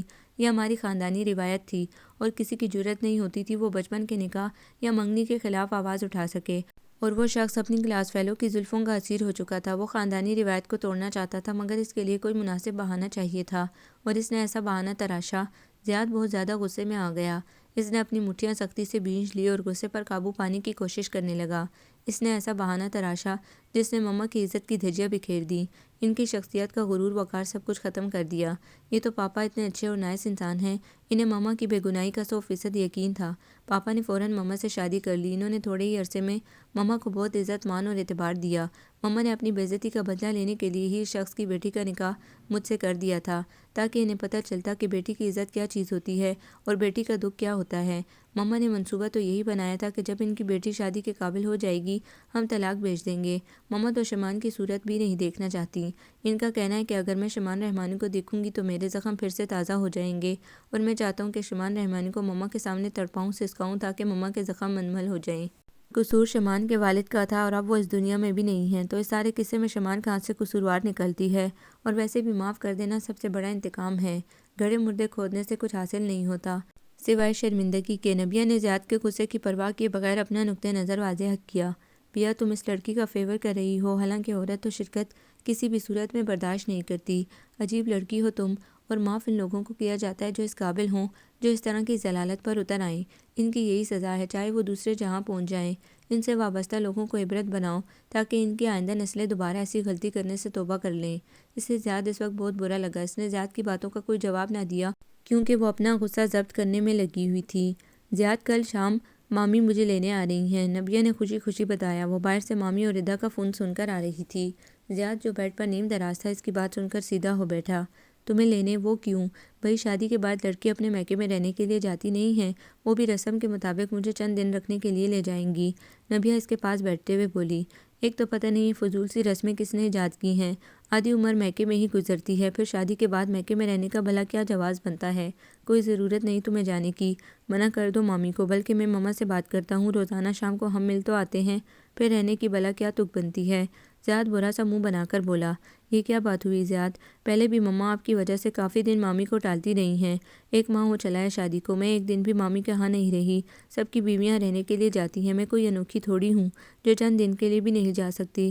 نبیہ بدمزہ سی ہو کر بولی کیونکہ وہ ردا سے کافی لمبے پروگرام بنا کر آ رہی تھی۔ عائزہ بھی ان دنوں میکے رہنے کے لیے آئی ہوئی تھی، ندا بھی، اور چند دن بعد رضا بھائی بھی بھابھی اور بچوں کو لے کر آ رہے تھے۔ ان کی جاب اسلام آباد میں تھی۔ نبیہ کی شادی میں انہیں 4 چھٹیاں ہی مل سکی تھیں اور وہ گھر والوں سے پرومس کر کر گئے تھے کہ جلد ہی 10-15 دن کی چھٹی لے کر ہم سب دوبارہ آئیں گے، اور اب ان کو بھی چھٹی مل چکی تھی۔ میری بلا سے جاتی رہیں سب کی بیویاں، اور تم صرف انوکھی بات کر رہی ہو۔ اس دل سے پوچھو کہ تم کیا ہو؟ میرے لیے اس روئے زمین پر تم سے بڑھ کر کوئی نہیں ہے، اور تم چند دن مجھ سے جدائی کے مانگ رہی ہو۔ میں چند گھڑیاں بھی تمہارے بغیر نہیں گزار سکتا، اتنی مشکل سے تو ملی ہو، بس میرا دل چاہتا ہے ہر گھڑی تمہیں اپنے پاس بٹھا کر تمہیں دیکھتا رہوں۔ اگر درمیان میں یہ دشمن سماج نہ ہو تو مگر کیا کروں، مجبوری ہے، دنیا میں رہنے کے لیے دنیا داری بھی نبھانی پڑتی ہے، مگر یہاں تو بیوی ہی ظالم بنی ہوئی ہے، پھر دنیا کو کیا الزام دوں؟ وہ رومانٹک لہجے میں بولتا ہوا آخر میں بیچارگی سے بولا۔ محترم زیاد صاحب، اگر آپ کے ڈائیلاگ ختم ہو گئے ہوں تو اب میں کچھ گزارش کروں؟ نبیہ مصنوعی سنجیدگی سے بولی۔ کیا تم میری محبت اور چاہت کو ڈائیلاگ سمجھتی ہو؟ زیاد غصے سے چیخ کر بولا، مگر نبیہ کی آنکھوں میں شرارت دیکھ کر نرم پڑ گیا اور اسے دونوں بازوں سے تھامتے ہوئے بولا، تمہاری ایسی کی تیسی، اب میں بقول تمہارے ڈائیلاگ نہیں بولا کروں گا بلکہ صرف عملی مظاہرے ہی کیا کروں گا، یعنی کہ بھلائی کا تو زمانہ ہی نہیں رہا، اور اگر اب تم نے کوئی مزاحمت کی تو جانتی رہنا مجھ سے برا کوئی نہیں ہوگا کہ یہ سزا تو تم نے خود تجویز کی ہے، بھگتو اب۔ اور نبیہ اس وقت صرف اپنے جملے کو ہی کوس سکتی تھی کیونکہ اس کے علاوہ کوئی چارہ نہیں تھا۔ نبیہ نے زیاد کی منت سماجت کر کے 4-5 دن اپنے میکے میں رہنے کی اجازت لے ہی لی۔ ماموں مامی ردا اور علی سب آئے ہوئے تھے۔ سب لاؤنج میں بیٹھے باتوں میں مصروف تھے۔ زیاد علی اور ردا سے مصروف گفتگو تھا۔ زیاد بھیا، آپ کو ہماری آپی کیسی لگیں؟ ردا نے شرارت سے نبیہ کو دیکھ کر زیاد سے سوال کیا۔ ایک دم ظالم، بہت ظالم ہے تمہاری آپی۔ زیاد اپنے چہرے پر سنجیدگی اور بیچارگی کا لبادہ اوڑھ کر بولا۔ ردا کی آنکھیں حیرت سے پھیلتی چلی گئیں۔ ہائے ظالم، وہ کیوں؟ اس نے باری باری زیاد اور نبیہ کو دیکھ کر پوچھا۔ یہ نہ ہی پوچھو تو بہتر، اگر بتا دیا تو جو تھوڑا بہت ہم پر رحم کیا جاتا ہے اس سے بھی جائیں گے۔ زیاد شرارت سے نبیہ کو دیکھ کر بولا، جو کھا جانے والی نظروں سے اسے گھور رہی تھی۔ ردا، اب خود اپنی آنکھوں سے دیکھ لو، ایسے دیکھ رہی ہیں جیسے اپنے شوہر ماں آپ کو نہیں، اپنے کسی نالائق شاگرد کو دیکھ رہی ہوں۔ یہ عزت ہے ہماری؟ زیاد روانی میں غلط جملہ بول گیا، پھر جلدی سے زبان دانتوں تلے دبا لی، مگر ردا نے تو فوراً اس کی بات پکڑ لی۔ آپ ہی کے شاگرد ہی تو ہیں، یہ تو اب آپ ہی جانتی ہیں کہ آپ لائق تھے یا نالائق۔ ہوں نہیں تھا کسی دور میں، اب تو میں صرف اور صرف اس کا محترم شوہر ہوں، میری عزت و احترام کرنا اس پر فرض ہے۔ زیاد روبدار آواز میں بولا، آپ شوہر بعد میں بنے ہیں، شاگرد پہلے تھے، اس لیے آپ کا زیادہ حق بنتا ہے اپنے استاد کو عزت و احترام دینے کا۔ ردا نے مذاق میں کہی گئی بات کو سنجیدگی کا رنگ دے دیا۔ او یار، ہم تو برے پھنسے، تم ہی کچھ ہماری مدد کرو۔ زیاد نے پاس بیٹھے علی سے بے چارگی سے کہا، اور ان کو بتا دو کہ صرف مؤنث ہی مؤنث کی نہیں، مذکر بھی مذکر کا بن سکتا ہے۔ اور زیاد کی للکار پہ خاموشی سے باتیں سنتا علی میدان میں کود پڑا۔ پھر ردا کیا، ردا کی باتیں کیا، اسے منہ چھپا کر میدان سے آؤٹ ہونا پڑا، کیونکہ نبیہ کچن میں جا چکی تھی اور وہ اکیلی کہاں تک ساتھ مقابلہ کرتی ان کا۔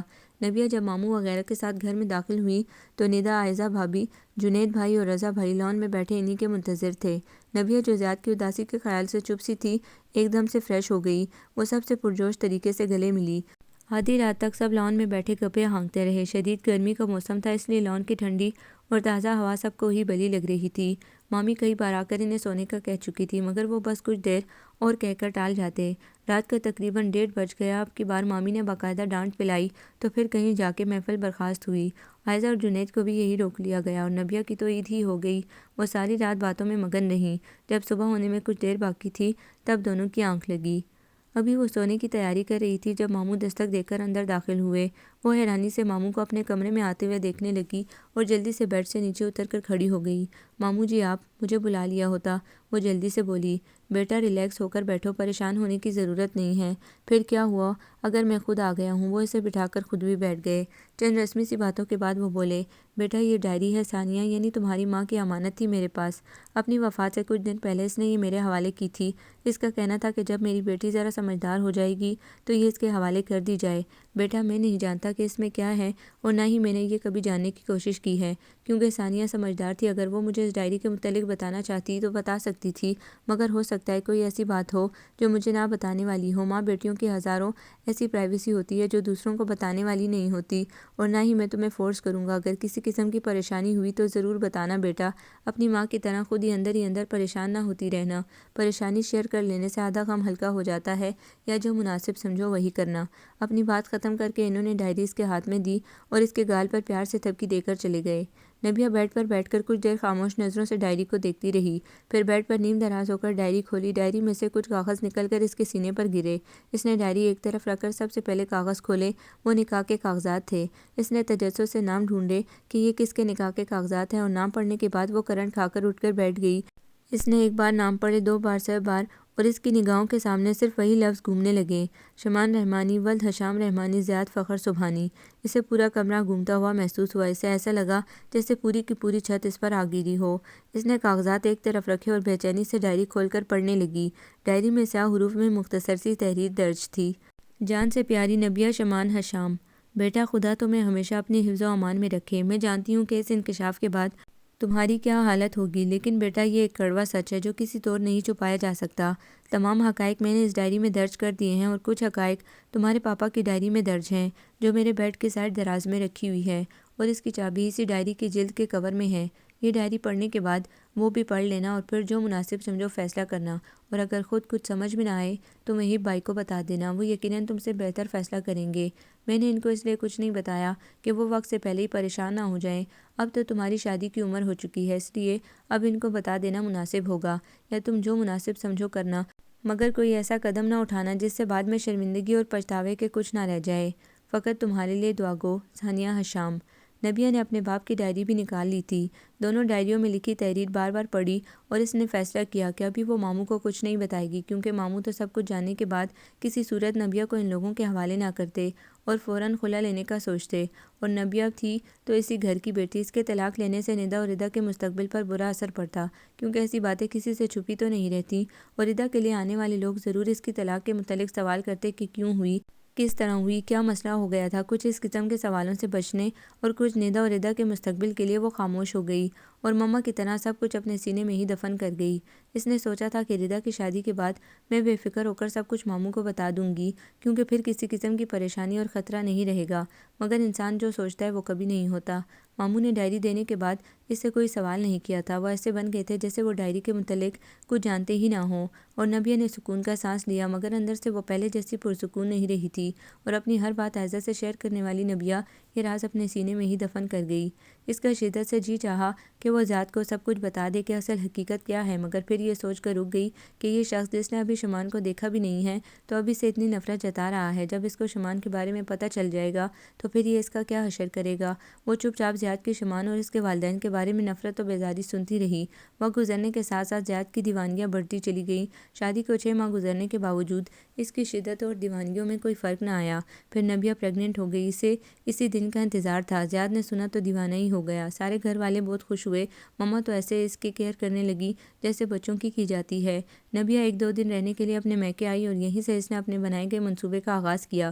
وہ ہمیشہ چپ ہی رہتی، کبھی بھی اپنا راز اوپن نہ کرتی، مگر زیاد تو چین سے ہی نہیں بیٹھ رہا تھا، اور کچھ دن پہلے ہی وہ اور مما باتیں کر رہے تھے۔ زیاد بتا رہا تھا کہ شمان کی والدہ کا سراغ لگ چکا ہے، اس کی والدہ زندہ نہیں رہیں، مگر شمان اسی شہر میں اپنے ماموں کے پاس رہتی ہے، اور میں یہ جلد ہی پتہ کروا لوں گا کہ وہ کہاں رہتی ہے، بس چند دن اور انتظار کر لیں مما، پھر وہ آپ کے قدموں میں ہوگی۔ ایک تو اسے اس کے چھپنے کی سزا بھگتنا ہوگی، دوسرے آپ کو ستانے کی۔ نبیہ نے دیکھا کہ مما کے چہرے پر سکون اتر آیا تھا اور آنکھیں شیطانیت سے چمک اٹھی تھیں۔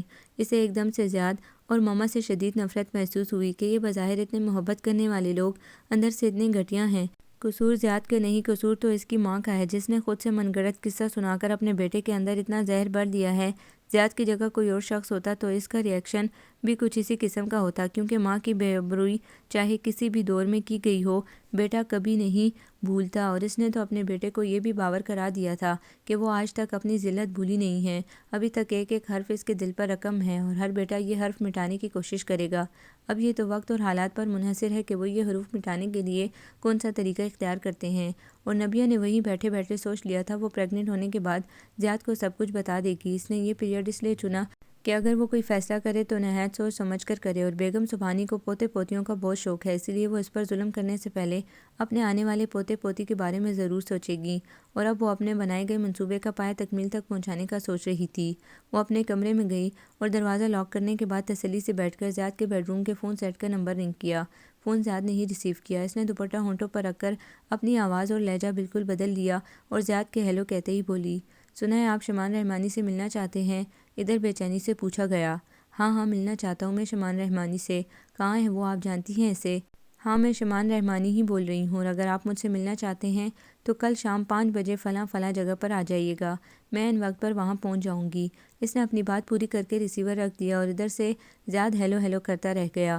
نبیہ کی سانسیں تیز تیز چلنے لگیں، اسے ایک دم سے خوف سا محسوس ہوا، اسے ایسا لگ رہا تھا جیسے یہ دن اس کی زندگی کا آخری دن ہے، آج کے بعد وہ دوبارہ اتنی آزادی سے سانس نہیں لے سکے گی۔ اس کے اندر گھٹن بڑھنے لگیں تو اس نے لان کا رخ کیا اور ٹھنڈی تازہ ہوا میں لمبے لمبے سانس لینے لگی۔ کافی کوشش کے بعد وہ خود کو نارمل کرنے میں کامیاب ہو سکی۔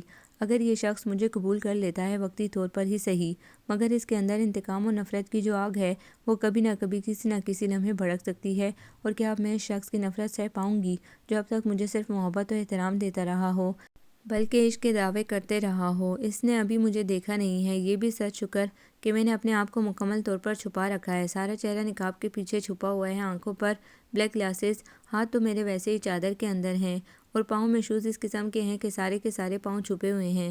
میں نے اپنی پہچان کا ایک ایک نقش مٹا رکھا ہے، اور اب میں اس کے سامنے جا کر نقاب الٹوں گی تو؟ پھر اس نے ہمت کی اور 2-3 باقی سیڑھیوں کا فاصلہ طے کرنے کے بعد اس سے ذرا کچھ فاصلے پر جا رکی۔ پھر دونوں ہاتھ چادر سے باہر نکالے، ایک ہاتھ سے گلاسز اتارے، ایک ہاتھ سے نقاب اٹھایا، اور زیاد کرنٹ کھا کر کئی قدم پیچھے ہٹ گیا۔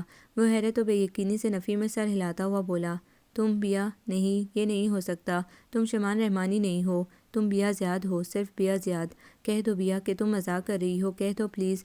وہ آگے بڑھا اور اسے دونوں بازوؤں سے تھام کر جھنجھوڑ ڈالا۔ نہیں زیاد صاحب، حقیقت کب تک چھپی رہ سکتی ہے؟ جتنا بھی چھپاؤ ایک نہ ایک دن ظاہر ہو ہی جاتی ہے۔ میرا اصلی نام شمان رحمانی ہی ہے، جو میرے والد نے رکھا تھا، اور والدہ نے میرا نام نبیہ حشام رکھا تھا۔ وہ اس کی آنکھوں میں آنکھیں ڈال کر بے خوفی سے بولی۔ زیاد کچھ دیر اس کی آنکھوں میں دیکھتا رہا، پھر ایک دم سخت طیش میں آ گیا اور اس کے چہرے کو تھپڑوں سے سرخ کر دیا۔ تم ذلیل لڑکی، تم نے مجھے دھوکہ دیا، مجھ سے فریب کرتی رہی، سب کچھ جانتے ہوئے بھی، مگر اب مجھ سے بچ کر کہاں جاؤ گی؟ تمہارا تو میں وہ حال کروں گا کہ رہتی عمر تک یاد رکھو گی۔ نبیہ خاموش کھڑی رہی۔ اس کی آنکھیں نمکین پانیوں سے بھر گئی اور ٹپ ٹپ آنسو گرنے لگے۔ وہ کچھ دیر کھڑا اسے دیکھتا رہا، پھر تحکم سے بولا، چلو میرے ساتھ۔ نبیہ ٹس سے مس نہ ہوئی، بدستور کھڑی رہی۔ زیاد نے پلٹ کر دیکھا، وہ اپنی جگہ سے ایک انچ نہ ہٹی۔ اسے شدید غصہ آیا اور چیخ کر بولا، سنائی نہیں دیا میں کیا کہہ رہا ہوں؟ وہ پھر بھی کھڑی رہی۔ زیاد نے آگے بڑھ کر بہت بے دردی سے اس کی کلائی میں اپنی انگلیاں پیوست کر دی، اتنی کہ اس کے چہرے پر شدید تکلیف کے آثار نمودار ہو گئے۔ اس نے اپنی کلائی چھڑوانا چاہی، اس نے گرفت اور سخت کر دی۔ زیاد کوئی بہت ہی سخت لفظ کہنے والا تھا، مگر اس کی آنکھوں میں نہ جانے کیا تحریر تھا کہ زیاد نے نظریں چرا لیں اور اسے کھینچتا ہوا سیڑھیوں کی طرف لے گیا۔ گرفت بھی قدرے کم کر دی۔ اس کے کھینچنے سے نبیہ کی بغل میں دبی دونوں ڈائریاں نیچے گر پڑیں۔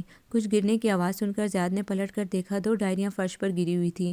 اس نے سوالیہ نظروں سے نبیہ کی طرف دیکھا، مگر وہ رونے میں لگی ہوئی تھی۔ زیاد نے اس کا بازو چھوڑ کر دونوں گری ہوئی ڈائریاں اٹھا کر اپنے قبضے میں لے لیں اور دوبارہ اس کا بازو تھام کر نیچے آیا اور اسے گاڑی میں فرنٹ سیٹ پر بٹھا کر خود ڈرائیونگ سیٹ پر آ گیا۔ زیاد کی آنکھوں میں ذرا سی نرمی پا کر نبیہ باقاعدہ سسکیاں لینے لگی۔ زیاد کچھ دیر تو خاموش رہا، پھر داڑ کر بولا، بند کرو یہ رونا دھونا، فضول مجھے ڈرامے بازیاں دکھانے کی کوئی ضرورت نہیں۔ مگر سسکیوں کی آواز کچھ اور بلند ہو گئی۔ اگر تم نے رونا بند نہیں کیا تو میں گاڑی کسی چیز سے دے ماروں گا۔ وہ دیکھو سامنے ٹرک آ رہا ہے، بس اب مرنے کے لیے تیار ہو جاؤ۔ اور زیاد کی یہ دھمکی کارگر ثابت ہوئی۔ نبیہ نے فوراً اپنی سسکیوں پر قابو پایا اور آنسوؤں کی روانی میں بھی کچھ کمی آ گئی، اور زیاد اپنی بے ساختہ ابھرنے والی مسکراہٹ چھپانے کے لیے کھڑکی سے باہر دیکھنے لگا۔ گھر میں اس وقت کوئی نہیں تھا، مما اور پاپا کہیں گئے ہوئے تھے۔ وہ اسے سیدھا بیڈ روم لے گیا اور اسے بیڈ پر گراتے ہوئے بولا، خبردار اگر اس کمرے سے باہر قدم رکھنے کی کوشش کی تو میں تمہارا حشر نشر کر دوں گا۔ زیاد نے اپنے ہاتھ میں پکڑی دونوں ڈائریاں اپنی دراز میں رکھیں اور دروازے کو لاک کرنے کے بعد گھر سے باہر چلا گیا۔ انکشاف اتنا اچانک اور شدید تھا کہ وہ اب تک بے یقینی کی کیفیت میں گرا ہوا تھا۔ اس کا ذہن بالکل معاف ہو چکا تھا۔ کچھ سمجھ میں نہیں آ رہا تھا کہ وہ کیا کرے اور کیا نہ کرے۔ وہ بے مقصد سڑکوں پر گاڑی لیے پھرتا رہا، کبھی گاڑی سے نکل کر بے مقصد ادھر ادھر پھرنے لگتا۔ اسے ایسا محسوس ہو رہا تھا کہ اس کا دماغ بالکل خالی ہو چکا ہے، سوچنے سمجھنے کی صلاحیتیں مفلوج ہو چکی ہیں۔ پھر کلائی پر بندی گھڑی پر نظر دوڑائی تو 12:30 بج چکے تھے۔ وہ جلدی سے گاڑی کی طرف بڑھا اور ڈرائیونگ سیٹ پر بیٹھنے کے بعد گاڑی فل اسپیڈ پر چھوڑ دی۔ گھر پہنچا تو سب افراد سو چکے تھے۔ اس نے سکون کا سانس لیا اور جلدی سے اپنے کمرے کی طرف بڑھ گیا۔ دروازے کا لاک کھول کر اندر داخل ہوا۔ نبیہ کو وہ جس طرح پھینک کر گیا تھا وہ اسی پوزیشن میں لیٹی ہوئی تھی۔ اس کے چہرے سے لگ رہا تھا کہ وہ بہت زیادہ روئی ہے اور اس کے چہرے پر انگلیوں کے نشان ابھی تک بہت واضح ہو رہے تھے، مگر وہ بے خبر سو رہی تھی۔ زیاد کو ایک دم اس پر رحم آ گیا۔ وہ آگے بڑھا اور اس کے نیچے لٹکی ہوئی ٹانگوں کو سیدھا کیا، تکیہ درست کر کے اسے صحیح طریقے سے لٹانے کے بعد اس پر کمبل ڈال دیا۔ نبیہ نے ایک دفعہ غنودگی میں تھوڑی سی آنکھیں کھولیں، پھر وہ گہری نیند سو گئی۔ زیاد خود بھی بیڈ پر لیٹ گیا اور چھت کو گھورنے لگا۔ ماں نے اسے ڈائریوں کا خیال آیا۔ وہ جلدی سے اٹھ بیٹھا، سائڈ کی دراز سے دونوں ڈائریاں نکالیں، پھر انہیں پڑھنے لگا۔ وہ نبیہ کے مما اور پاپا کی ڈائریاں تھیں۔ ہر لفظ پڑھنے کے ساتھ ساتھ اس پر نئے نئے راز منکشف ہوتے گئے۔ اپنی ماں کی چال بازیاں، چھوٹی سی بات کو ایشو بنا کر انتقام پر اتر آنا، شامی کی بیٹی کو انتقام کا نشانہ بنانا، اور نبیہ کی والدہ کی ڈائری میں روبی جان زیب، جو مما کی بیسٹ فرینڈ تھیں، کا نام بھی درج تھا۔ انہوں نے ہی نبیہ کی والدہ کو رائمہ کے انتقام کے بارے میں بتایا تھا، اور رائمہ کی اصلیت کھل جانے کے بعد ہمیشہ کے لیے آسٹریلیا اپنے بھائی کے پاس چلے جانا اور ہسپتال کی تعمیر و ترقی پر رائمہ کا ثانیہ سے متنفر اور جیلس ہونا۔ پھر اینڈ میں نبیہ کو نصیحت کی جانے والی تحریر۔ وہ جیسے جیسے پڑھتا گیا ویسے ویسے اس کا غصہ بڑھتا گیا۔ دونوں کا ایک ایک لفظ پڑھنے کے بعد ڈائریاں دوبارہ لاک اپ میں رکھ دیں۔ اگر دن کا وقت ہوتا تو وہ فوراً آنٹی روبی کے پاس پہنچ جاتا۔ اسے یقین آ بھی رہا تھا اور نہیں بھی، وہ ان باتوں کی تصدیق چاہتا تھا۔ ایک ہی دن میں اس پر ایسی ایسی حقیقتیں آشکار ہوئی تھیں جنہوں نے اس کا سارا سکون غارت کر دیا تھا۔ اس کی نیند چین سب کچھ ختم ہو چکا تھا۔ اس نے خود کو پرسکون کرنے کی ہر ممکن کوشش کی مگر ناکام رہا۔ تھک ہار کر وہ بیڈ روم سے نکل گیا اور لان میں چلا آیا۔ آدھی رات تھی اور سردی بہت زیادہ بڑھ گئی تھی، مگر اس کے اندر جو آگ لگی ہوئی تھی وہ اتنی سردی سے بھی کم نہ ہو سکی۔ اسے شدت سے صبح ہونے کا انتظار تھا۔ جب وہ ایک ہی زاویے پر بیٹھا بیٹھا تھک گیا تو اس نے سر سیٹ کی پشت سے ٹکا دیا اور ٹانگیں ٹیبل پر پھیلا دیں، اور وہ وہیں بیٹھے بیٹھے نہ جانے کب سو گیا۔ مالی بابا کے جگانے پر اس کی آنکھ کھلی۔ وہ ہڑبڑا کر سیدھا ہو بیٹھا۔ اتنی سردی میں سو رہے تھے بیٹا، بیگم صاحبہ دیکھ لیتی تو ہم سب کی شامت آ جاتی۔ شکر ہے کہ وہ گھر پر نہیں ہیں، یہاں کیوں سوئے ہوئے تھے؟ سردی لگ جاتی تو پھر؟ اس نے مالی بابا کی بات کا کوئی جواب نہ دیا اور خاموشی سے اٹھ کر اندر چلا گیا۔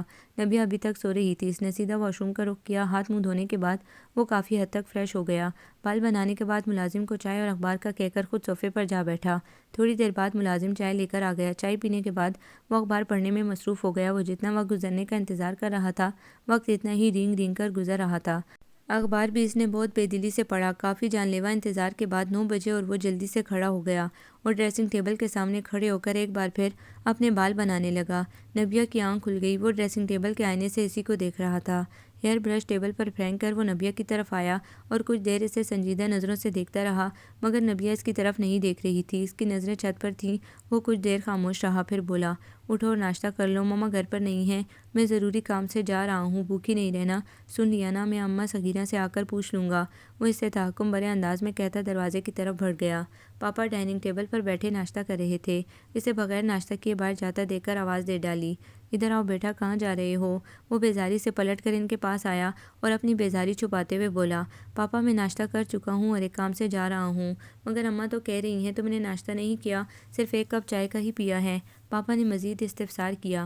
پاپا مجھے بھوک نہیں ہے اس لیے۔ مما کہاں ہیں پاپا؟ اس نے بات بدلنے کو مما کا پوچھ لیا۔ رات ہم تمہاری پھپھو کے ہاں گئے تھے نا، تو رائما کو تمہاری پھپھو نے روک لیا تھا۔ پاپا اسے دیکھ کر بولے۔ زیاد کچھ دیر وہاں کھڑا رہا، پھر وہاں سے پلٹ آیا۔ روبی آنٹی سے گھر پر ہی ملی۔ وہ اس کی صبح ہی صبح آمد پر کافی حیران ہوئی، مگر ظاہر نہیں کیا۔ خوش دلی سے اس کا استقبال کیا اور اسے ڈرائنگ روم میں بٹھانے کے بعد خود چائے کا آرڈر دینے کچن میں چلی گئیں۔ پھر آ کر اس کے پاس بیٹھ گئی اور چند رسمی سی باتوں کے بعد زیاد اپنی اصلی مقصد پر آ گیا۔ آنٹی روبی پہلے تو ٹال مٹول سے کام لیتی رہیں، پھر اس کے اصرار پر اسے شروع سے لے کر آخر تک ساری بات بتا دی۔ بیٹا اپنی مما رائما کے سامنے میرا نام نہ لینا، میں تمہیں کبھی نہ بتاتی، مگر تمہارے اصرار پر مجھے سب کچھ بتانا پڑ رہا ہے۔ میں رائما کو ہمیشہ ایسے کام کرنے سے روکتی رہی ہوں، مگر وہ ہمیشہ اپنی منمانیاں کرتی آئی ہے، کسی کی بات نہیں مانتی، اور اب سب کچھ صحیح طرح سے جان لینے کے بعد زیاد کو اپنی ماں سے شدید نفرت محسوس ہوئی۔ اسے شرم آنے لگی کہ وہ ایسی ماں کا بیٹا ہے جس نے چھوٹی سی بات کا انتقام لینے کے لیے اتنی شرمناک کہانی گڑھی۔ وہ خاموشی سے وہاں سے چلا آیا۔ ساری حقیقت جان لینے کے بعد اسے نبیہ کا سامنا کرنا کافی مشکل لگ رہا تھا، مگر سامنا تو بہرحال کرنا ہی تھا۔ ابھی یا کبھی سے کیا فرق پڑ سکتا تھا؟ وہ سیدھا گھر چلا آیا۔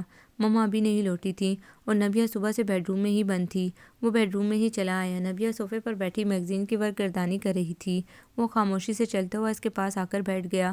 نبیہ فوراً وہاں سے اٹھنے لگی، مگر زیاد نے اس کا بازو تھام کر دوبارہ سے بٹھا دیا اور بولا، میں نبیہ حشام کو شمان رحمانی سمیت قبول کرتا ہوں۔ جتنی مجھے نبیہ حشام سے محبت ہے، اس سے کہیں بڑھ کر مجھے شمان رحمانی سے ہو گئی ہے، اور میں شمان رحمانی کو تم سے زیادہ چاہنے لگا ہوں۔ تم جیلس تو نہیں ہوگی؟ شرارت سے بولتے ہوئے اس نے نبیہ کی آنکھوں میں دیکھنے کی کوشش کی۔ مجھ سے زیادہ فری ہونے کی کوشش نہ کریں، میں آپ سے اب کبھی نہیں بولوں گی۔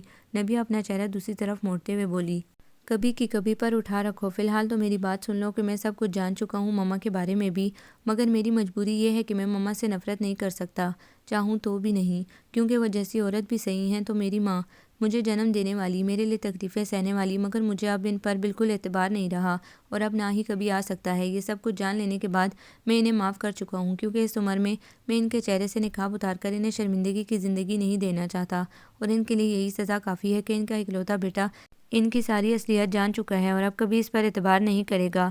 اب میں مما سے کبھی شمان کا ذکر نہیں کروں گا، اور میرا خیال ہے کہ وہ بھی اس قصے سے اکتا چکی ہیں، اس لیے وہ خود اب اس معاملے پر مٹی ڈالنا چاہتی ہیں۔ تمہارا تعلق تو مجھ سے ہی ہے نا، جب میں تمہیں ہر روپ میں قبول کر چکا ہوں تو پھر تمہیں کسی سے کیا لینا دینا؟ مگر نبیہ بدستور رخ موڑے بیٹھی رہی۔ پلیز بیا جانو، اب تو مان جاؤ نا، وہ اس کا چہرہ اپنی طرف موڑتے ہوئے بولا۔ مانوں گی، مگر ایک شرط پر۔ نبیہ سنجیدگی سے بولی، صرف ایک شرط، ہزاروں میں کہو تو ماننے کے لیے تیار ہوں، تم ایک دفعہ کہہ کر تو دیکھو۔ زیاد فوراً بولا، وہ اسپتال جو مما اور پاپا کا مشترکہ خواب تھا، اسے ہم چلائیں گے دونوں مل کر، اور اسے مزید ترقی دیں گے۔ زیاد ایک دم سے ہنس دیا۔ بس اتنی سی بات تم کچھ کہو اور میں نہ مانوں، یہ کبھی نہیں ہو سکتا۔ بیا تم بھی مما کو معاف کر دو پلیز، میری خاطر۔ زیاد لجاجت سے بولا، زیاد کیسی باتیں کرتے ہیں آپ، وہ تم مجھ سے اتنی محبت کرتی ہیں، جو کچھ انہوں نے کیا وہ ان کا ماضی تھا، حال وہ ہے جو وہ ہمارے ساتھ گزار رہی ہیں۔ ماضی کی غلطیاں کبھی نہیں دہرائی جاتی، اسی لیے معاف کرنے یا نہ کرنے کا تو سوال ہی پیدا نہیں ہوتا۔ وہ آپ کی ماں ہیں تو میری بھی ماں ہے، اسی لیے آپ ایسا کچھ نہیں سوچیں۔ زیاد ایک دم سے ہلکا پھلکا ہو کر مسکرا دیا، پھر اچانک اس کا ہاتھ تھام کر بولا، مجھے پیاس لگی ہے تو پانی پیے نا۔ نبیہ نے فوراً حل پیش کیا، بیوقوف لڑکی، یہ پانی سے تھوڑی بجھے گی۔ نبیہ نے حیرت سے زیاد کو دیکھا مگر اس کی آنکھوں کی تحریر سمجھ کر فوراً دامن بچا کر کھڑی ہو گئی اور بولی، وہ فریج سامنے ہے، اس کے اندر پانی بھی ہے، میں جا رہی ہوں۔ وہ اس کے پیچھے اٹھتے ہوئے بولا، بہت ظالم ہو، مجھے پیاس لگی ہے اور تمہیں کوئی فکر ہی نہیں۔ زیاد صاحب، وقت وقت کی بات ہے، آپ کو بے وقت پیاس لگے تو میں کچھ نہیں کر سکتی۔ وہ شرارت سے کندھے اچکا کر بولی، تم سب کچھ کر سکتی ہو۔ وہ تیزی سے اس کی طرف بڑھتے ہوئے بولا، مگر نبیہ ایک ہی جھٹک میں دروازے تک پہنچ گئی اور باہر نکلتے ہوئے بولی، فی الحال نہیں، اور دروازہ باہر سے لاک کر دیا۔ زیاد بند دروازے کو گھورتا رہ گیا۔ آپ کو یہ ناول کیسا لگا؟ کمنٹس میں اپنی رائے ضرور دیں۔ ہمارے چینل کو لائک کریں، سبسکرائب کریں، شیئر کریں۔